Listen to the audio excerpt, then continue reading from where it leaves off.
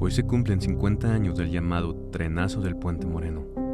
El 5 de octubre de 1972, el tren iba rumbo a Saltillo saliendo de la estación 14, con 1,564 pasajeros, según cifras oficiales. Durante la noche, el maquinista Melchor Sánchez Echeverría notificó algunas fallas en la locomotora a la estación La Encantada.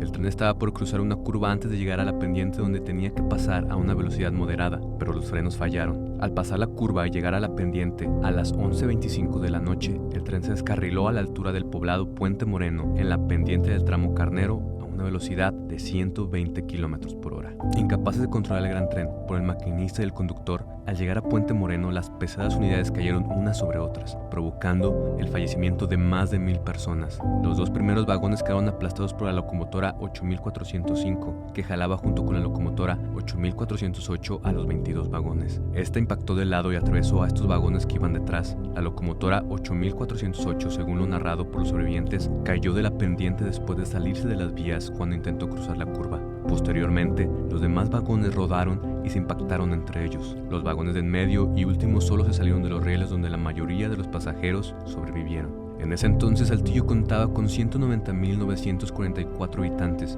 y sus hospitales no se dieron abasto para la magnitud de la tragedia. Solo existían las clínicas Saltillo, la del ISSSTE y uno del Instituto Mexicano del Seguro Social, así como el Hospital Universitario y el Hospital Ferrocarrilero, por lo que fue necesario trasladar pacientes a Monterrey y Torreón. La gravedad del accidente sobrepasó a los paramédicos, que iban y venían a toda prisa. Las ambulancias no se dieron abasto y tuvieron que llevar a los heridos en camionetas y en lo que se pudiera.